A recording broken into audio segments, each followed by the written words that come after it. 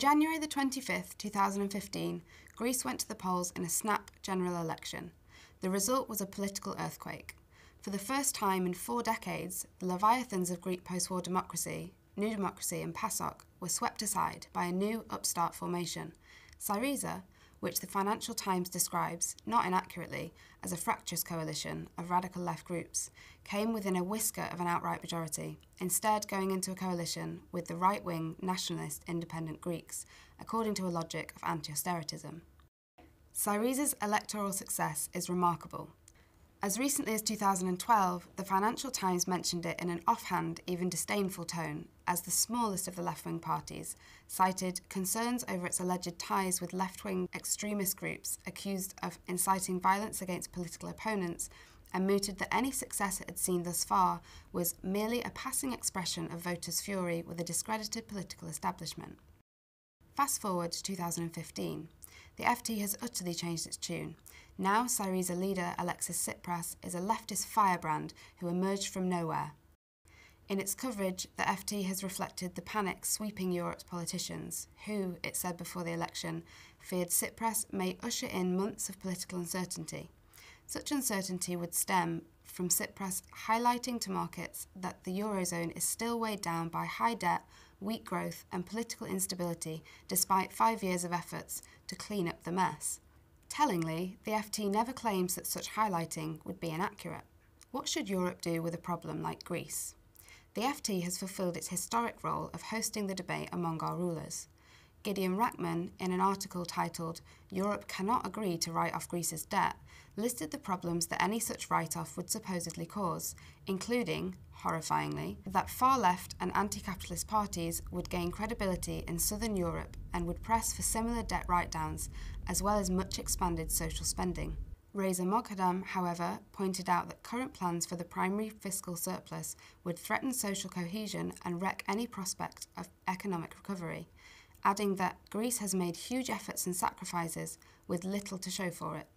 Of course, the aim here is not primarily social justice, but economic order, as was made clear by the piece's title, "Halve Greek Debt and Keep the Eurozone Together." This fear of instability is visible in other, similarly dovish pieces, such as George Magnus's warning that if Greece's creditors blink, the significant demonstration effect to the rest of the Eurozone will give rise to economic relief in the south and angst in the north, hardly furthering the cause of political unity. But that if Greece does, leaving its economic renewal programme toothless, the Eurozone's narrative of mistrust between the north and south will intensify with dangerous political consequences. A new chapter of European instability, he ends balefully, is only just starting. And how did this new chapter start? Not well. Instantly after the election, the relations between Greece and its creditors turned bad. The SYRIZA government refused to negotiate with the hated Troika, though this commitment became more formalistic with time. While much of the press, including The Independent and Time magazine, lathered itself into an imbecilic stupor about Yanis Varoufakis, his leather jacket and motorcycle, the FT was reporting on the difficult process of financial negotiation he was overseeing, with, again, a perhaps surprising balance. Of course, it contained its allocation of the obligatory attacks on Greece, expressing the fury of one wing of its high-powered readership. Philip Stephen described the Greek government's attitude to its creditors as a toxic mix of arrogance, amateurism and, a breathtaking moment of victim-blaming in light of what was to come, blatant venality. Nonetheless, the FT was also willing to dole out responsibility more even-handedly, even to see from SYRIZA's perspective. Henry Foy understood that many in SYRIZA see the standoff as part of a wider battle against austerity across Europe and are unwilling to allow Brussels to continue dictating terms to countries that have struggled along since 2008. By June, most nuanced articles took this approach, of understanding rather than supporting SYRIZA's arguments. But as the crisis unfolded, the sheer scale of the surrender that a Germany-led Europe was demanding began to concern more far-sighted members of the global financial elite, and the coverage of the FT expressed that. This elite unease was made astonishingly evident in an IMF report released on the 2nd of July, what the FT called a provocatively timed intervention, just days before the Greek referendum on the bailout terms, announced by Tsipras in a move Desperate or inspired, or both, depending on your analysis. The IMF made clear the scale of Greece's unserviceable debts not incurred by SYRIZA or the Greek people, stating that the country needed €60 billion in new aid. The FT instantly saw the point. The IMF analysis puts the onus on Greece's Eurozone creditors to grant it significant debt relief. Even with a new bailout, Greece's debt would remain very high for decades and highly vulnerable to shocks, the IMF said. The IMF report was clearly an intervention into the debate around that referendum, and one that strongly favoured the no camp. This was one reason that the European countries tried and failed to block its publication. And as Greece entered a period of fervent debate on the terms demanded by the creditors, and while swathes of the rest of the European press were shrieking that SYRIZA were economically illiterate wreckers for their temerity in seeking the views of the people they represented, the FT continued its sometimes exasperated, mostly nuanced examination of the issues. One piece exemplary of this trend, titled "How I Would Vote If I Were Greek," came from Martin Wolf, a writer distinguished not only for his penetrating analysis, but for his willingness to say the unsayable. The bailout extension did not offer a plausible exit into recovery, he pointed out frankly. It left too big a debt overhang and, more important, demanded too much short-term austerity. The Greek people face a choice between the devil and the deep blue sea. The devil is familiar, the never-ending demands of the Eurozone for further austerity against which my people voted in the last general election. Being cautious, I would be tempted to stick with the devil I know. But, and this oddly inspiring coda would rarely be found in the financial pages of most of the European press, I might well do better to risk the sea. And the Greek people did, overwhelmingly, risk the sea. In a historic rejection of neoliberal austerity, a resounding 61% voted to reject the bailout deal, and the resulting euphoria was palpable far beyond Greece. But that hope, of course, was short-lived. SYRIZA capitulated. Scant days after the referendum, Tsipras returned to Brussels, accepting a deal significantly worse than the one just rejected by the Greek population, representing what the FT called the most intrusive economic supervision programme ever mounted in the EU.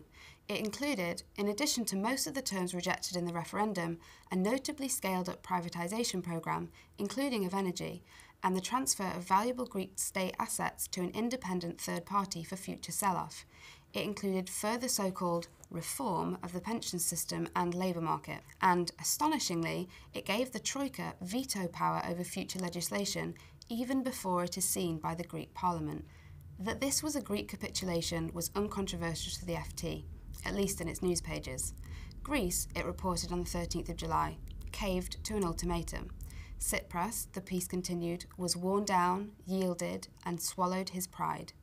The article claims that the worst, Grexit, was avoided, but its language makes clear the punitive approach of Athens' creditors. Mindful of its duty to reflect the debate at the highest levels, the FT did of course host the opinions of the hardest Austerian hawks. Our old friend Gideon Rachman claimed in an FT blog that the agreement was Germany's conditional surrender. Here, the FT's very assiduousness in performing its function as a clearinghouse for ruling class debate seems to have made it softer on this preposterous thesis than was its more hard-headed neoliberal competitors. More culturally important is Philip Stevens, who believes that Europe will pay the price for Greece. He bemoaned the chaos, casting blame on both sides, insisting that no pleasure should be taken in the sadistic demands on Greece and the agonies of its government. His fear was of a punitive Grexit forced on Greece.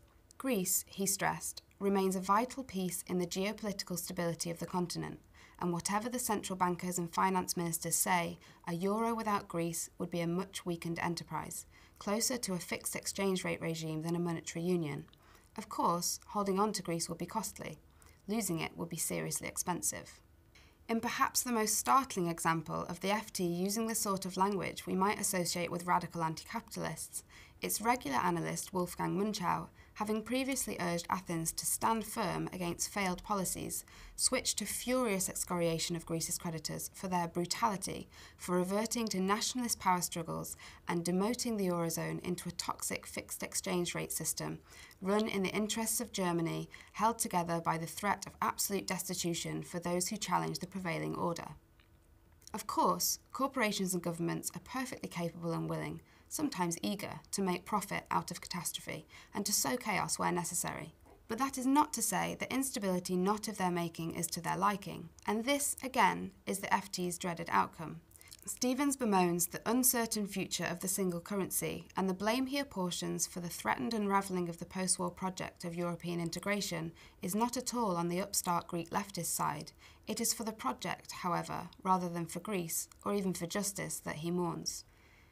Even Munchau, the angriest and most eloquent of the FT's in-house anti-Merkelites, uses a telling verb. It is that Greece's creditors have demoted the Eurozone that provokes him, as part of his long-running attempts to, in his view, salvage it as a political as well as economic project. In the pages of the Financial Times, the debate about Greece is a debate about the role of the Eurozone in the long-term management of capitalist accumulation. On the streets and among activists, the debate about Greece is a debate about humanity and survival.